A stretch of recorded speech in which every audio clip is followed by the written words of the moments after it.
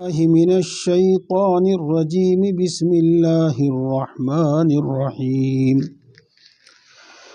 يسألك أهل الكتاب أن تنزل عليهم كتابا من السماء فقد سألوا موسى أكبر من ذلك فقالوا أرنا الله جهرة فأخذتهم الصاعقة بظلمهم ثم اتخذوا العجل من بعد ما جاءتهم البينات فعفونا عن ذلك وآتينا موسى سلطانا مبينا صدق اللہ العظیم۔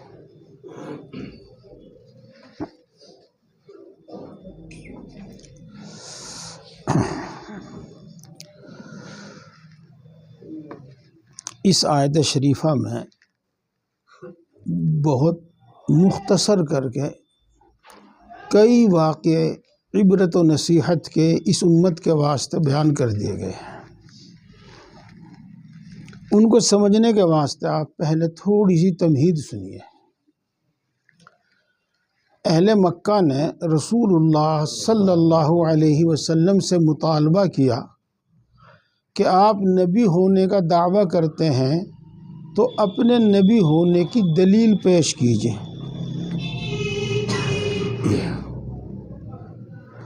اور یہ معاملہ منی میں ہوا، جو حج کا زمانہ تھا۔ ان لوگوں کا یہ مطالبہ سچے دل سے تھا، جائز طریقے پر تھا، تو اللہ تبارک و تعالیٰ نے ان کا یہ مطالبہ پورا کر دیا اور ان سے پوچھا کہ تم بتاؤ کیا دلیل مانگتے ہو، کیا دلیل دیکھنا چاہتے ہو۔ انہوں نے آپس میں مشورہ کر کے کہا کہ زمین پر تو جادو چل جاتا ہے، آسمان پر جادو نہیں چلتا، لہذا تم ان سے کوئی آسمانی معجزہ مانگو، زمین سے ہٹ کر کوئی دوسرا معجزہ مانگو۔ اور اس کے بعد یہ طے ہوا کہ ان سے کہو کہ چاند کے 2 ٹکڑے کر دے۔ اللہ تبارک و تعالیٰ نے ان کا یہ مطالبہ بھی تسلیم کیا اور چاند کے 2 ٹکڑے کر دیے۔ حدیث پاک میں آتا ہے کہ ایک ٹکڑا مشرق میں، ایک ٹکڑا مغرب کی طرف چلے، ٹوٹ کر نیچے کو گرتے ہوئے چلے، اور ایسا محسوس ہو رہا تھا کہ اب زمین پر گریں گے۔ منی میں ایک پہاڑ ہے جس کا نام ہے جبل ابی قبیس، وہ ان دونوں کے بیچ میں نظر آنے لگا، یعنی اتنے نیچے آ گئے تھے وہ۔ پھر وہ دونوں اوپر چڑھنے، بلند ہونے شروع ہوئے، اور پھر اپنے مقام پر جا کر دونوں ٹکڑے ایک جگہ مل گئے۔ یہ تو میں نے آپ کو بالکل سادی زبان میں، سادے سلیس الفاظ میں آپ کو بتا دیا۔ قرآن پاک میں اس کو بیان کیا ہے، اقتربت الساعۃ وانشق القمر، چاند کے 2 ٹکڑے ہو گئے۔ یہ معجزہ ہے۔ پھر مکے والوں میں سے کوئی بھی اٹھتا، کسی بھی معجزے کا مطالبہ کر دیتا، اور اس سے صرف رسول اللہ صلی اللہ علیہ وسلم کو عاجز کرنا مقصود ہوتا تھا۔ جس مقصد اور منشا کے لیے معجزہ اور دلیل طلب کی جاتی تھی وہ منظور اور مقبول نہیں تھا ان کو بھی۔ تو لہذا کبھی وہ کہتے کہ صفا اور مروہ پہاڑ نے مکے میں بھیڑ کر رکھی ہے، اس کو یہاں سے ہٹا دو۔ تو ان کے اس قسم کے مطالبات منظور نہیں ہوئے، اور اللہ تبارک و تعالیٰ نے ایسا نہیں کیا۔ یہ دونوں بات آپ نے سمجھ لی، تو اب آپ سمجھیے گا کہ جب سچی طلب کے ساتھ معجزہ مانگا جاتا تھا تو معجزہ پیش کر دیا جاتا تھا، اور جب محض ضد اور ہٹ دھرمی کے ساتھ مانگا جاتا تھا تو پیش نہیں کیا جاتا تھا اور مطالبہ پورا نہیں کیا جاتا تھا۔ یہ ایک اصولی بات ہے۔ مدینہ منورہ میں جب رسول اللہ صلی اللہ علیہ وسلم تشریف لے آئے تو اب یہاں کے یہود کا بھی کچھ طرز عمل اسی طرح کا تھا۔ یہ ہے یہ بات آپ کو بار بار معلوم ہو چکی ہے کہ وہ رسول اللہ صلی اللہ علیہ وسلم کے نبی ہونے کو اس طرح پہچانتے تھے جس طرح اپنی اولاد کو پہچانتے ہیں، یعنی ان کے نبی ہونے میں، نبوت کے پہچاننے میں کوئی شک و شبہ ان کو نہیں تھا۔ لیکن پھر وہ بھی طرح طرح کے مطالبات کرتے تھے۔ ایک مطالبہ ان کا یہ تھا کہ جس طرح موسیٰ علیہ السلام پر کتاب تورات نازل ہوئی، اسی طرح آپ پر قرآن پاک کیوں نازل نہیں ہوا؟ آپ کہو اللہ سے کہ میرے اوپر بھی قرآن پاک کو اسی طرح اتار دے، نازل کر دے جس طرح موسیٰ پر تورات اتاری تھی۔ اب موسیٰ علیہ السلام پر تورات کس طرح اتاری تھی اور رسول اللہ صلی اللہ علیہ وسلم پر قرآن کیسے نازل ہوتا تھا؟ تو رسول اللہ صلی اللہ علیہ وسلم پر قرآن جیسے نازل ہوتا ہے وہ ہمیں معلوم ہے۔ کس طرح معلوم ہے؟ کہ تھوڑا تھوڑا نازل ہوتا تھا، جیسا موقع، جیسی ضرورت پیش آتی تھی، کبھی ایک آیت، کبھی 2 آیت، کبھی 10 آیت، کبھی ایک رکوع، کبھی پوری سورت، اس طریقے سے نازل ہو جاتی تھی۔ یہ 23 سال میں کی مدت میں قرآن پاک پورا نازل ہوا، اور موسیٰ علیہ السلام کو اللہ تبارک و تعالیٰ نے کوہ طور پر بلایا، اور پتھر کی، زبرجد کی، یا کہیں کی کئی روایت اس میں ہیں، یا بیری کی تختی کی یا پتھر کی تختیوں پر لکھی ہوئی ایک کتاب عطا کر دی، اسی کو تورات کہتے ہیں۔ الواح انجیل، الواح تورات، اس کا تو ذکر قرآن پاک میں بھی آتا ہے، وَأَلْقَى الْأَلْوَاحَ وَأَخَذَ بِرَأْسِ أَخِيهِ۔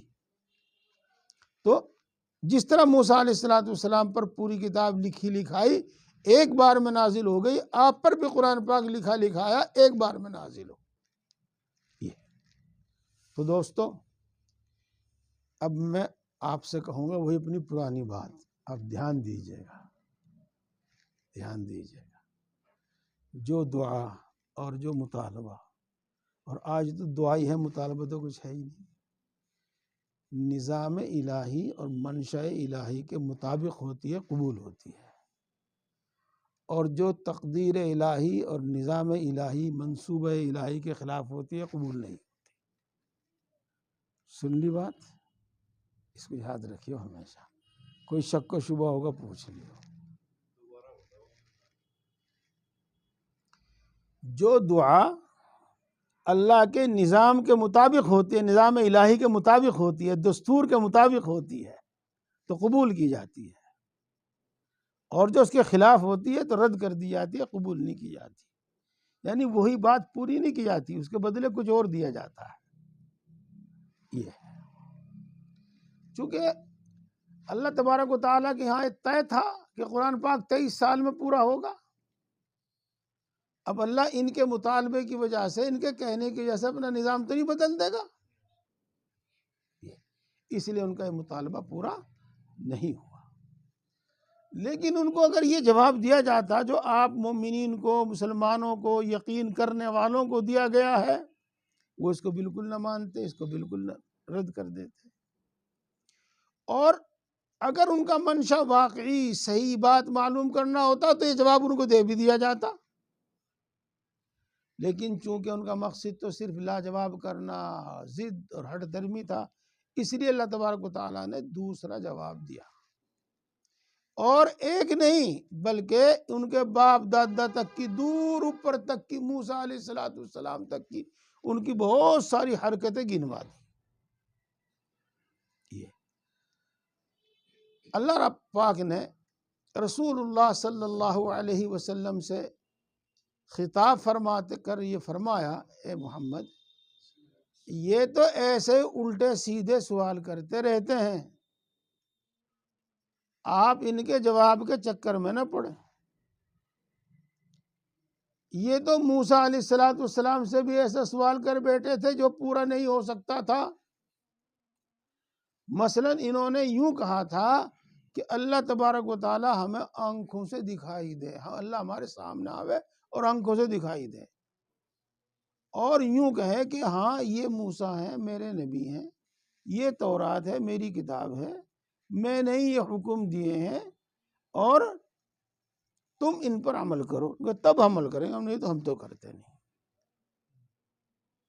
یہ تو دیکھو اللہ رب العزت کی ذات اور آپ کی ہستی ایسی ہے کہ اس کو کوئی اس دنیا میں دیکھ نہیں سکتا. موسیٰ علیہ السلام نے بھی گزارش کی تھی، لیکن وہ محبت کی بنیاد پر تھی، عقیدت کی بنیاد پر تھی. تو وہاں یہ کہا تھا اللہ میاں نے کہ موسیٰ تو مجھے دیکھ نہیں سکے گا، مان جا، دیکھ نہیں سکے گا تو مجھے. موسیٰ علیہ السلام محبت میں اڑ گئے کہ نہیں میں تو دیکھوں گا. تو اللہ تبارک و تعالیٰ نے پہاڑ پر تجلی ڈالی، وہ جل کر راکھ ہو گیا.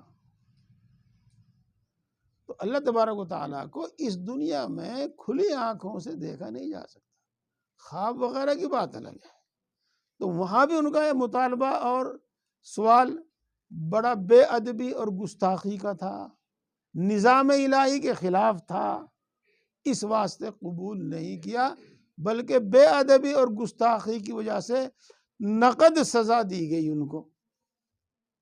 اور نقد یہ سزا دی گئی کہ 70 آدمی پہاڑ پر تھے جنہوں نے مطالبہ کیا تھا، ان سب کو جلا کے خاک کر دیا گیا. اگرچہ پھر موسیٰ علیہ السلام کی دعا سے ان کو زندہ کر دیا تھا، لیکن ایک بار ان کو سزا دی گئی. پہلے تو یہ سنیے گا، پھر آپ آگے چلیں گے. یسألک اہل الکتاب ان تنزل علیہم کتابا من السماء. کتاب والے، اہل کتاب، آپ جانتے ہیں کہ اہل کتاب سے مراد یہود و نصارہ ہوا کرتے ہیں، لیکن یہاں یہ مطالبہ نصارہ کی طرف سے نہیں تھا، یہود کی طرف سے تھا. اہل کتاب یعنی یہود آپ سے مطالبہ کرتے ہیں کہ ان پر آسمان سے ایک کتاب نازل کی جاوے. دوسری جگہ اللہ تبارک و تعالیٰ نے فرمایا ہے کہ جیسا کہ موسیٰ پر نازل کی گئی تھی. بات اب وہی ہے پوری جو میں نے آپ کے سامنے عرض کر دی. فقد سألوا موسیٰ اکبر من ذلک، تو انہوں نے تو موسیٰ سے اس سے بھی بڑا سوال کیا تھا. فقالوا ارنا اللہ جہرۃ، چنانچہ انہوں نے کہا تھا کہ ہمیں اللہ تبارک و تعالیٰ کو آمنے سامنے دکھا، کھلم کھلا آنکھوں سے دکھا. فأخذتهم الصاعقۃ بظلمہم، بس آسمانی آگ نے ان کو آ پکڑا تھا، آ دبوچا تھا ان کی گستاخی کی وجہ سے. یہ تو ان کے سوال کا جواب ہو گیا. اور پھر اللہ تبارک و تعالیٰ نے ان کی سرشت اور ان کی خصلت کو بیان کرتے ہوئے فرمایا کہ یہ ماننے والے لوگ نہیں ہیں، یہ تو سب کچھ جان کر پہچان کر بھی نافرمانی اور گستاخی پر اڑے رہے، تلے رہے. اور یہ آج کے یہود کی بات نہیں ہے، بلکہ موسیٰ علیہ السلام کے زمانے میں جو تھے ان کے باپ دادا وہ بھی ایسے ہی تھے. چنانچہ دیکھو موسیٰ علیہ السلام کو اللہ تبارک و تعالیٰ نے حکم دیا کہ اپنی قوم موسیٰ کو مصر سے لے کر نکل جاؤ اور فلسطین چلے جاؤ. ایک راستہ تھا خشکی کا، اس سے جانے سے منع کر دیا تھا. ایک راستہ تھا جس میں دریا پڑتا تھا، اس طرف سے جانے کے لیے کہا گیا تھا. موسیٰ علیہ السلام حکم کی تعمیل میں ادھر سے ہی گئے. تو ادھر تو دریا تھا، پل نہیں تھا، کشتیاں نہیں تھی، قوم کی تعداد بڑی تھی، کیسے پار ہو گیا.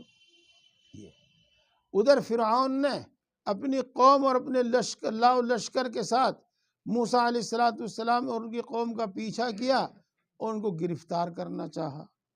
جب یہ دونوں دریا قلزم کے کنارے پہ جمع ہو گئے تو اللہ تبارک و تعالیٰ نے موسیٰ علیہ السلام کو ان کی قوم کو حکم دیا کہ چلو پار ہو جاؤ، ہم تمہیں پار کریں گے.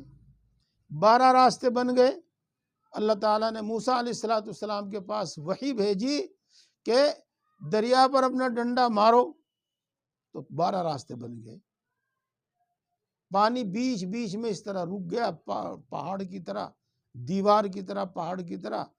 اور پھر راستے بن گئے جن میں سے بحفاظت پوری کی پوری قوم دریا سے پار ہو گئی۔ اور جب فرعون اور اس کی فوج اور اس کا لاؤ لشکر پورا کا پورا دریا میں داخل ہو گیا تو اللہ تبارک و تعالیٰ نے دریا کو حکم دے دیا کہ بہہ لے، اب ان سب کو بہا لے گیا، ان سب کو ڈبو دیا۔ ایک تو دیکھو موسیٰ علیہ السلام کے کھلی آنکھوں انہوں نے یہ معجزہ دیکھا، کھلی آنکھوں انہوں نے موسیٰ علیہ السلام کا یہ معجزہ دیکھا، موسیٰ علیہ السلام کے نبی برحق ہونے کی یہ دلیل دیکھی، اور اس کے ساتھ ساتھ اللہ تبارک و تعالیٰ نے ان پر کتنا بڑا انعام کیا کہ ہزاروں سال کی غلامی سے ان کو نجات دی، اور کتنا بڑا انعام کیا، یوں کہا کہ تم چلو اور تمہیں فلاں ملک میں حکومت دی جائے گی۔ دیکھو کتنے بڑے انعام ہیں۔ ابھی یہ چل ہی رہے تھے، راستے میں تھے کہ اللہ تبارک و تعالیٰ نے موسیٰ علیہ السلام کو کہا اپنی قوم کو ہی ٹھہرا لو، اور تم 30 روزے رکھو، اور روزے رکھ کر پھر اپنی قوم کے کچھ لوگوں کو ساتھ لے کر آؤ، ہم تمہیں شریعت دیں گے، قانون دیں گے، دستور حیات دیں گے کہ کس طریقے سے زندگی جینا ہے۔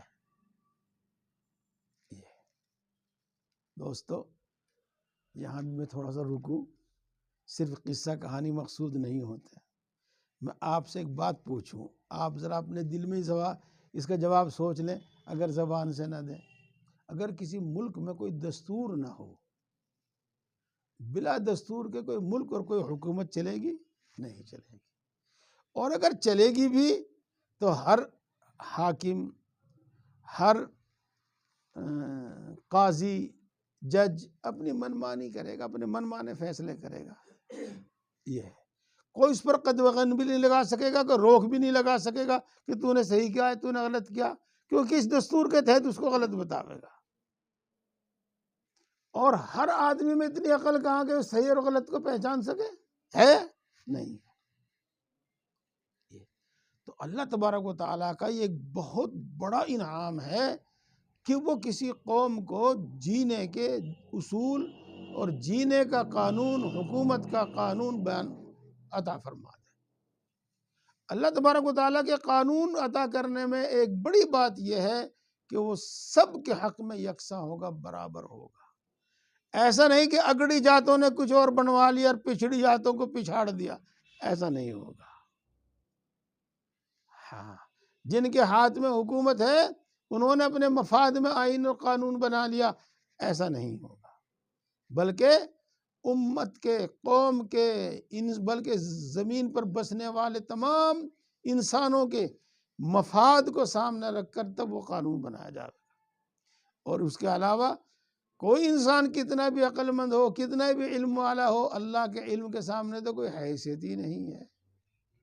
ہاں، تو اللہ تبارک و تعالیٰ کا جو قانون اور دستور عطا کیا ہوگا اس میں غلطی کا امکان نہیں ہے، غلطی کا احتمال نہیں ہے۔ ایک بہت بڑی نعمت ہے، اللہ تبارک و تعالیٰ شریعت عطا فرما دے، قانون زندگی، قانون حیات عطا فرما دے، کتاب عطا فرما دے۔ تو اللہ تعالیٰ نے فرمایا کہ آپ 30 روزے رکھ کے آؤ اور ہم آپ کو کتاب عطا کریں گے۔ تو موسیٰ علیہ السلام نے 30 روزے رکھے، اور پھر موسیٰ علیہ السلام اپنی قوم کو یہ کہا کہ تم اطمینان سے آ جاؤ، میں ذرا پہلے جاتا ہوں طور پر۔ تو جب موسیٰ علیہ السلام طور پر پہنچ گئے تو قوم چلی نہیں، آئی نہیں ساتھ پیچھے، بلکہ وہاں ایک بڑا فتنہ برپا کر دیا۔ ان میں سے ایک شخص تھا جس کا نام سامری تھا، اس نے سونا چاندی جو وہ فرعون کی قوم سے، فرعون کے لوگوں سے لے کر آئے تھے کسی بہانے سے، اس سب کو جمع کر کے اکٹھا کر کے سونے کا ایک بچڑا بنایا۔ یہ اور جب حضرت جبریل علیہ السلام حضرت موسیٰ علیہ السلام کی مدد کے واسطے دریا کے کنارے پر آئے تھے تو وہ ایک گھوڑی پر سوار تھے۔ وہ جو شخص تھا سامری، اس نے دیکھا کہ یہ گھوڑی ہے، جہاں اس کا پیر رکھا جاتا ہے وہیں سبزہ اگ جاتا ہے، ہریالی اگ جاتی ہے، پتہ نہیں کیا معاملہ ہے۔ تو اس نے اس کی پیر کی نیچے کی مٹی اٹھا لی کچھ، اور اس گھوڑی کے پیروں میں تاثیر رکھی تھی اللہ نے حیات کی، اسی وجہ سے ساتھ کے ساتھ وہاں پر سبزی اور ہریالی اگ رہی تھی۔ تو اس نے بچھڑا بنا کر وہ مٹی اس میں ڈال دی، تو بچھڑا زندہ ہو گیا، ایک زندہ سچا بچھڑا بن گیا۔ یہ ہوا۔ تو ایک انوکھی بات کو دیکھ کر، انوکھی چیز کو دیکھ کر لوگ اس کے بھی، بچھڑے کے بھی گرویدہ ہو گئے، اور جناب اس سامری کے بھی گرویدہ ہو گئے۔ جب اس کی عقیدت اور محبت میں اس کی طرف اکٹھے ہو گئے تو اس نے کہا کہ خدا تو یہی بچھڑا ہے، موسیٰ تو بھٹک گیا، کہیں اور چلا گیا۔ یہ تو انہوں نے اس بچھڑے کی عبادت شروع کر دی، اسی کو اپنا معبود بنا لیا۔ یہ ہوا۔ یہاں بھی میں ایک بات کو روک کے کہوں، گھنٹی میں نے لگا رکھی ہے، جب بجے گی چپ بھی چھوڑ دوں گا میں، باقی بات پوری ہونی چاہیے۔ چمتکار دکھاؤ، نمسکار کراؤ، یہ ایک کہاوت بولی جاتی ہے۔ ہمارے یہاں بھی کچھ ایسا ہی ہے، کسی مولوی صاحب نے تعویذ دے دیا، بس سمجھا یہ تو خدائی کا مالک ہے، اس سے کچھ فائدہ ہو گیا تو یہ سمجھا کہ ویسے تو خدائی کا مالک ہے، اللہ کا شریک تو ہے ہی، کم سے کم اللہ نے اسے بہت کچھ اختیار دے رکھا۔ جی بڑا پہنچا ہوا آدمی ہے، کہاں پہنچ رہا بھائی وہ؟ بس مطلب یہی ہے کہ اللہ کے پاس پہنچ رہا ہو، یہ اور جو ان کا مطلب ہوگا۔ تو میرے دوستو، اس بات کو میں ہی چھوڑوں، آگے چلوں۔ قیامت کے قریب دجال آئے گا، اور وہ عجیب غریب چیزیں دکھلائے گا، عجیب و غریب چیزیں دکھلاوے گا۔ آج تک ہم جن چیزوں کو یہ کہتے چلے آئے ہیں کہ صرف اللہ کے اختیار میں ہے اور کسی کے اختیار میں نہیں ہے، اللہ تبارک و تعالیٰ اس زمانے کی لوگوں کی آزمائش کی وجہ سے اس کو بھی، اس میں سے بھی کچھ اختیار دے دے گا اس کو۔ مثال کے طور پر وہ مردے کو زندہ کر دے گا، مثال کے طور پر یوں کہا جاتا ہے کہ اس زمانے میں روزی روٹی سب اس کے اختیار میں ہوگی، جس کو چاہے گا بھوکا رکھے گا، جس کو چاہے گا کھانا دے گا۔ اور نہ معلوم کتنے عجیب غریب، مجھے صحیح یاد نہیں، 7 دن میں پوری دنیا کا سفر کرے گا وہ۔ تو یہ عجیب غریب بات دیکھ کر مسلمان، مومن، موحد بھی اس کے پیچھے لگ لیں گے، اس کو خدا مان لیں گے، اس کو خدا مان لیں گے، اللہ اور معبود مان لیں گے۔ یہ ہے۔ تو دیکھو ان چمتکار کے پیچھے آدمی گمراہ ہو جاتا ہے، چمتکار کے پیچھے گمراہ ہو جاتا ہے۔ ہمیشہ اللہ اور اس کے رسول، قرآن اور حدیث کی باتوں کو جو آپ نے پکے سچے علماء سے سنی ہے، یاد رکھو، ان پر مضبوطی سے قائم رہو، تو گمراہی سے بچو گے۔ اور اگر اپنی عقل پر، اپنے جذبات پر عمل کرو گے تو گمراہی سے بچنا ممکن نہیں ہے۔ یہ دیکھو، دجال جب نکلے گا تو ساری دنیا میں جاوے گا، لیکن حدیث پاک میں آتا ہے کہ مکہ مکرمہ اور مدینہ منورہ کے چاروں طرف فرشتوں کا پہرا ہوگا، وہ داخل ہونے کی کوشش تو کرے گا لیکن اس کو داخل نہیں ہونے دیا جائے گا۔ البتہ ان میں زلزلہ آئے گا اور لوگ ڈر کر وہاں سے بھاگیں گے، اور یوں کہیں گے یہ رہنے کی جگہ نہیں رہی، بس اب یہاں سے نکل لو۔ یہ تو اہل ایمان، مضبوط پکے ایمان والے وہاں سے نہیں ٹلیں گے، وہاں سے نہیں ڈگیں گے، چونکہ انہوں نے سن رکھا ہے کہ دجال سے حفاظت کی صورت یہی ہے کہ آدمی شہر مکہ میں ہو اور شہر مدینہ میں ہو، ورنہ آدمی اس کا شکار ہو سکتا ہے۔ اس لیے وہ اپنا ایمان بچانے کے واسطے مکے میں، مدینہ میں رہیں گے، حالات کچھ بھی پیش آئیں۔ اور وہ ڈھل مل ایمان والے، جس کو قرآن پاک میں کہا جاتا ہے فی قلوبہم مرض، ان کے دل میں بیماری ہے، وہ نکل نکل کے بھاگیں گے وہاں سے، اور پھر دجال کا شکار بن جائیں گے۔ غرض کسی بھی مصلحت سے ایک مومن، پکا مومن مدینے سے نکل کے باہر آئے گا دجال کے پاس، اور وہی چاہے گا کہ میں اس سے مناظرہ کر کے اس کو لاجواب کروں۔ یہ دو سے مناظرہ کرے گا تو اس دوران دجال یوں کہے گا کہ میں خدا ہوں، میں پیدا کرنا بھی جانتا ہوں اور مارنا بھی جانتا ہوں۔ تو اب تو مجھے خدا ماننے گا کہ لگا اچھا تم مجھے مار کے دکھا، اور تم مجھے مار کر تم مجھے زندہ کر کے دکھا۔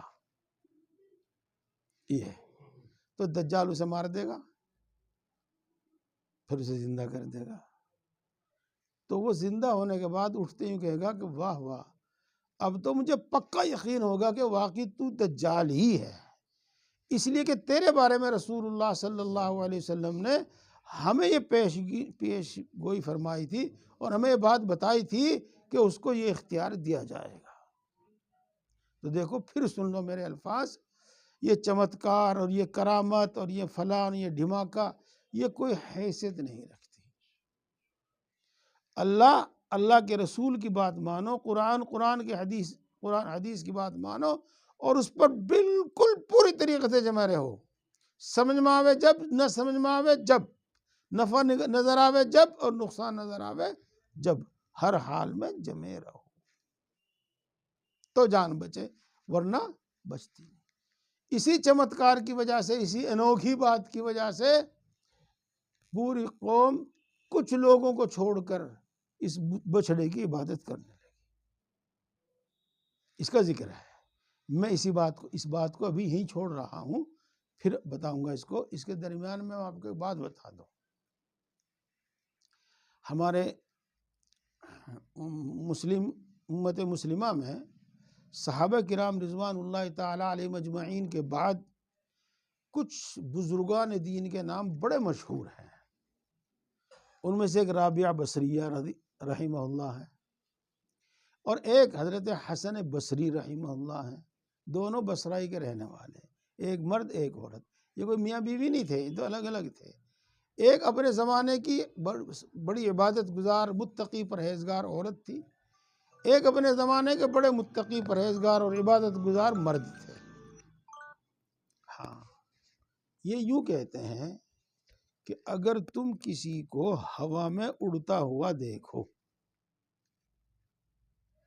یا تم کسی کو دریا پر مصلی بچھا کر نماز پڑھتا ہوا دیکھو، تو اس سے اعتقاد ہرگز مت رکھنا، بلکہ یہ دیکھنا کہ وہ شریعت سنت کا کہاں تک پابند ہے۔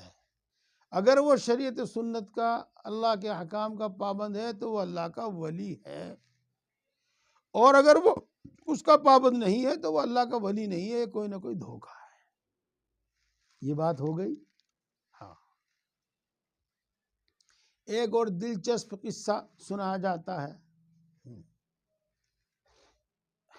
بات دیکھو، میں پہلے اصل بات بتاؤں آپ کو، یہ روح جو ہے نا، ہمارے اندر روح، یہ بڑی طاقتور چیز ہے، اور یہ خواہشات نفسانی کی وجہ سے مغلوب رہتی ہے، دبی رہتی ہے، کچھ کر نہیں پاتی۔ جب خواہشات نفسانی کو کچل کر اور ان کے خلاف کر کے اس کو پاک کر لیا جاتا ہے، صاف کر لیا جاتا ہے، تو اس سے کچھ کرامتیں، عجیب اور انوکھی باتیں ظاہر ہوتی ہیں، اور اس کے لیے ایمان بھی شرط نہیں ہے۔ اگر یہ کام کوئی کافر و مشرک کرے گا تو بھی اس کو عجیب اور انوکھی باتیں اس سے صادر اور ظاہر ہونے لگیں گی، اور کوئی متقی پرہیزگار کرے گا تو اس سے بھی یہ چیزیں صادر اور ظاہر ہونے لگیں گی۔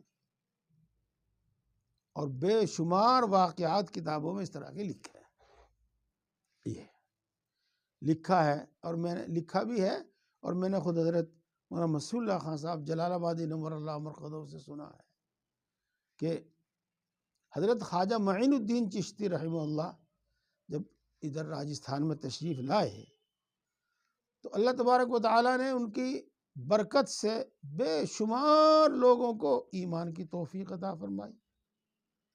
تو کثرت سے لوگ مسلمان ہو رہے تھے، کثرت سے لوگ مسلمان ہو رہے تھے، ہر طرف سے لوگ قافلے کے قافلے، گھرانے کے گھرانے آ کر مسلمان ہو رہے تھے.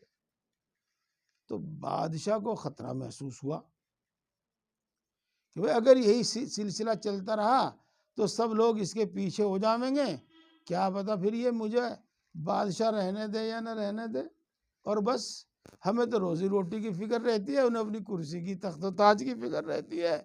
ہم تو ایک روٹی کھا کے چین سے سو جاوے ہیں، لیکن وہ چین سے بھی نہیں سوتے تخت و تاج کے چکر میں، کرسی کے فکر میں. چلو جی، اب چونکہ عوام جس طرف رخ کر لیتے ہیں تو طاقت سے اس رخ کو موڑنا مشکل ہوتا ہے. خون بہتا ہے، جانیں جاتی ہیں، لیکن رخ پھر بھی نہیں مڑ پاتا. اگر زیادہ ہی ظلم و ستم ہوتا ہے تو لوگ دب جاتے ہیں. رخ جو مڑتا ہے وہ تو دل کے موڑنے سے، دل کے پھیرنے سے پھرتا ہے. تو جو بادشاہ نے سوچا کہ جس طرح کی یہ چیزیں دکھا رہا ہے، اس طرح کی چیزوں سے ہی اس کا مقابلہ کرنا مناسب ہوگا. چنانچہ اس نے اپنے زمانے کے ایک سادھو جس کو کہا جاتا ہے جے پال جوگی، جے پال جوگی کو بھیجا کہ وہ اس کا مقابلہ کرے. تو مجمع تھا ان کے پاس. جے پال جوگی نے جا کر بات کی کہ کچھ چمتکار دکھاؤ. شیخ نے کہا کہ آپ ہی دکھاؤ بس. تو جب ان میں بات چیت ہوئی تو وہ بات یہی ٹھہری کہ جے پال جوگی پہلے اپنا چمتکار دکھائے گا. تو اس نے کھڑا ہو کر سیدھا اوپر ہوا میں، فضا میں چڑھنا شروع کر دیا. یوں کھڑا ہو گئے، یوں ایک تیر کی طرح کہو یا آگے آج کل اسے میزائل کی طرح یوں جا رہا ہے اوپر کو، یوں جا رہا ہے اوپر کو، اور چلتا ہی چلتا چلا گیا، چڑھتا ہی چڑھتا چلا گیا. یہ ہوا. وہاں پڑا ہوا تھا حضرت خواجہ صاحب کا کھڑاؤں. کھڑاؤں تو جانتے نا، وہ لکڑی کا جوتا. تو کھڑاؤں کو آپ نے اشارہ کیا تو وہ کھڑاؤں بڑی تیزی سے چلا اور اوپر جا کر جے پال کے سر پر پڑنا شروع ہوا، اور اتنے زور سے اتنی مرتبہ پڑتا رہا کہ وہ جے پال نیچے آنے پر مجبور ہو گیا. اور نیچے آنے کے بعد سب سے پہلے وہی ایمان لایا. ہاں، اس کا مقصد یہ تھا کہ جو تو اپنے جسم وجود، اپنی روح کے ساتھ کر رہا ہے، یہ کوئی کمال نہیں، یہ تو میرا کھڑا ہوا لکڑی کا ٹکڑا بھی کر سکتا ہے کام. تو عرض کر دوں میں کہ یہ عجیب اور انوکھی چیزیں دیکھ کر کسی سے معتقد مت ہونا، کسی کے چکر میں مت آنا. بس دیکھنے کی چیز یہی ہے کہ اس کی بات کتنی قرآن و سنت کے مطابق ہے اور اس کا عمل کتنا قرآن و سنت کے مطابق ہے. دیکھنے کی چیز بس یہی ہے، آگے دیکھنے کی کوئی چیز نہیں. اس کا علم کیسا، عمل کیسا. ہاں، اس بات کو میں پورا کر دوں، گھنٹی پڑی بج گئی ہو. پھر تم نے بچھڑے کو معبود بنا لیا، اس کے بعد کہ تمہارے پاس واضح دلیلیں آ چکی تھی. واضح دلیل کیا آ چکی تھی؟ وہی موسیٰ علیہ السلام کا دریا سے پار ہونا اور پوری قوم کا پار ہونا اور فرعون کے ظلم سے نجات ملنا، اتنے بڑے طاقتور بادشاہ، فوج اور حکومت سے نجات ملنا. فَعَفَوْنَا عَنْ ذَلِكَ، پھر ہم نے اس کو معاف کر دیا تھا. یہاں بھی ایک چھوٹی سی بات ہے، وہ سن لیجئے گا، کڑوی سی ہے، اور یہ بات سنا کرو. یہ بات ہمارے سامنے آتی نہیں، یہ مولوی لوگ کہتے نہیں. ان میں سے بعض کی نیت اچھی ہے اور بعض کی نیت بری ہے. بعض تو صرف مزے کی سنانا چاہویں، جو تمہیں پسند ہو وہ سنانا چاہویں، دوسری سنانا چاہتے ہی نہیں. اور بعض وہ یہ ہیں کہ وہ یہ بدک نہ جاویں، یہ جو کچھ کر رہے کر تو رہے، کبھی وہ سن کے یہ اس سے بھی پیچھے نہ ہٹ جاویں۔ خیر ماشاءاللہ آپ پکے لوگ ہیں، سمجھدار لوگ ہیں، آپ کے سامنے بتانے میں کوئی حرج نہیں ہے۔ اللہ معاف تو کرتا ہے، عفو ہے، بہت معاف کرنے والا ہے، معاف پسند کرتا ہے، معاف کرنے کو پسند کرتا ہے، غفار ہے، غفور ہے، سب کچھ ہے، لیکن کبھی سزا دے کے معاف کرتا ہے اور کبھی بغیر سزا کے معاف کرتا ہے۔ یہ کہنا کہ وہ ہمیشہ بغیر سزا ہی کے معاف کر دیتا ہے، نہیں، کبھی سزا دے کر معاف کرتا ہے اور کبھی بغیر سزا کے معاف کرتا ہے، دنیا میں، اور آخرت میں بھی یہی ہوگا، آخرت میں بھی یہی ہوگا۔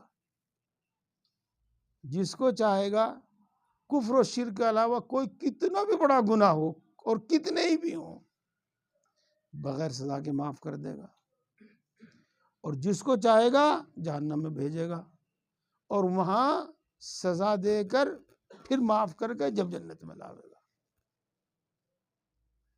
تو یہ دونوں باتیں یاد رکھو۔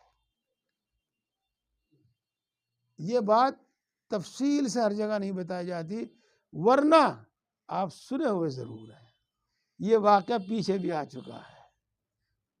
ہاں، جب انہوں نے بچھڑے کی پوجا کی اور پھر انہوں نے کہا کہ ہم توبہ کرتے ہیں اور موسیٰ علیہ السلام پر اور ان کے معبود پر ہم ایمان لاتے ہیں، اللہ پر ایمان لاتے ہیں، اللہ رب العزت نے فرمایا کہ ہاں معاف کر دوں گا، لیکن معافی کی ایک شرط ہے، اور وہ شرط یہ ہے کہ جن لوگوں نے پوجا نہیں کی ہے بچھڑے کی، وہ اپنے ان رشتہ داروں کو اپنے ہاتھ سے تلوار سے قتل کریں جنہوں نے پوجا کی ہے۔ تو جنہوں نے پوجا کی ہے ان کا یہ شرک اور ان کی یہ میں اس وقت معاف کروں گا۔ ہے بات بھائی سمجھ میں؟ سورہ بقرہ میں بات آ چکی ہے، یہ قصہ سورہ بقرہ میں آ چکا ہے اور سنا چکا یہ۔ تو دیکھو اللہ کا عذاب اور اللہ کی پکڑ اتنی سخت ہے، جب آدمی اس کو پہچان لے اور جب آدمی اس کو یقین کر لے، ایک بار نہیں 100 بار قتل ہونے کو تیار، اور ایک بار نہیں 100 بار آگ میں جلنے کو تیار۔ ایک واقعہ ہے، یہ تو نہیں کہا جا سکتا کہ کس درجے کا ہے، لیکن بہرحال ہے یہ۔ حضرت زکریہ علیہ السلام ایک پہاڑ میں ایک درخت میں گھس گئے تھے، شیطان نے ان لوگوں کو، جو لوگ ان کے پیچھے بھاگ رہے تھے، نیم کا پتہ دکھایا تھا، اور انہوں نے آرا بنا کر حضرت زکریہ علیہ السلام جس درخت میں تھے اس کو چیرنا شروع کیا تھا۔ جب آرا حضرت زکریہ علیہ السلام کے سر پر پہنچا اور کٹا، دیکھو کتنی تکلیف ہوئی ہوگی، تو انہوں نے آہ کی۔ اللہ رب العزت نے وہی بھیجی کہ اگر اب کا آہ کر دی تو نبوت سے نام کاٹ دوں گا۔ تو پورے کے پورے چر گئے، لیکن آہ تک نہیں کی۔ یہ اللہ کا عذاب یہ ہے۔ تو اللہ کے عذاب کا یقین کر کے وہ اس بات پر تیار ہو گئے کہ ہاں ہم تیار ہیں۔ ہم میں سے وہ شخص جس نے عبادت نہیں کی بچڑے کی، اس کو اپنے ہاتھ سے قتل کرے گا جس نے بچڑے کی عبادت کی۔ مثلا باپ نے کی تو بیٹا قتل کرے گا، اور بیٹے نے کی تو باپ اس کو قتل کرے گا۔ بھائی نے کی، ایک بھائی نے کی، ایک نے نہیں کی، تو جس بھائی نے نہیں کی وہ اپنے اس بھائی کو قتل کرے گا جس نے بچڑے کی عبادت کی۔ یہ دیکھو، کسی کا قتل کے لیے تیار ہو جانا، اور پھر کسی کا اس کو قتل کرنے کے لیے، کسی کا قتل ہونے کو تیار ہو جانا، اور پھر اس کا کسی کو قتل کرنے کو تیار ہو جانا، یہی بھاری بات ہے۔ اور یہ کہ باپ بیٹے کو، بیٹا باپ کو، اور بھائی بھائی کو قتل کرے، یہ اور بہت بھاری بات ہے۔ اللہ تبارک و تعالیٰ نے ان پر ایک آسانی کی، اور وہ آسانی یہ کی کہ اندھیرا کر دیا، تاکہ باپ کو بیٹے کی اور بھائی کو بھائی کی صورت دکھائی نہ دے، اور وہ اس میں قتل کر دے۔ چنانچہ انہوں نے کچھ لوگوں کو قتل کیا، باقی کو اللہ تبارک و تعالیٰ نے معاف کر دیا، جتنا اللہ کو منظور تھا وہ قتل ہوئے، اور جن کو معاف کرنا تھا بغیر سزا کے، اللہ نے ان کو بغیر سزا کے معاف کر دیا، اور جن کو قتل کی سزا ہوئی اللہ نے ان کو قتل کی سزا قتل ہونے کے بعد معاف کر دیا۔ یہ تو ایک بات سمجھو، گناہ سے بچو، اور نمبر 1 پکڑ آنے سے پہلے توبہ کر لو۔ جب پکڑ آ گئی تو معلوم نہیں، بس ایسا معلوم ہوتا ہے کہ اللہ تبارک و تعالیٰ سزا دے کے معاف کرے گا۔ اگر توبہ بھی کرو گے تو سزا دے کے معاف کرے گا۔ یہاں تو اللہ تعالیٰ یہ فرما دیا فَعَفَوْنَا عَنْ ذَلِكَ، ہم نے تم کو معاف کر دیا تھا۔ وَآتَيْنَا مُوسَىٰ سُلْطَانًا مُبِينًا، اور ہم نے موسیٰ علیہ السلام کو زبردست غلبہ دیا تھا، زبردست غلبہ دیا تھا کہ فرعون ان کا کچھ نہیں بگاڑ سکا۔ اور یہ قوم روز بروز موسیٰ علیہ السلام کی مخالفت اور نافرمانی کرتی تھی، جیسا یہ سلسلہ چلے گا ابھی بہت دور تک چلے گا یہ لیکن اس کے باوجود موسیٰ علیہ السلام کا کچھ نہیں بگاڑ سکے۔ موسیٰ علیہ السلام ان پر غالب رہے، اور ہر مرتبہ انہیں کو نیچا دیکھنا پڑا، ہر مرتبہ یہ مغلوب ہوئے، جیسا کہ یہاں قتل ہوئے، اور آگے بھی قصہ آ رہے ہیں۔ میرے بھائیوں، درمیان میں جو نصیحتیں تھیں وہ میں نے آپ کو بتا دی ہیں، اور یہ بھی بتا دیا آگے آئے گا کہ موسیٰ علیہ السلام کی قوم، جن کو ہم یہود کہتے ہیں، آج کوئی یوز کہتا ہے، کوئی اسرائیلی کہتا ہے، ان پر آج بھی وہی بدبختی سوار ہے جو حضرت موسیٰ علیہ السلام کے زمانے میں بدبختی سوار تھی، اور حضرت موسیٰ علیہ السلام کی نافرمانی کی لعنت میں آج بھی گرفتار ہے۔ یوں مت کہنا کہ ان کو اتنا غلبہ ہو رہا، اس کی بات اگلے ہفتے بتاؤں گا انشاءاللہ۔ اللہ تبارک و تعالیٰ ہم کو سمجھ اور عمل کی توفیق عطا فرمائے۔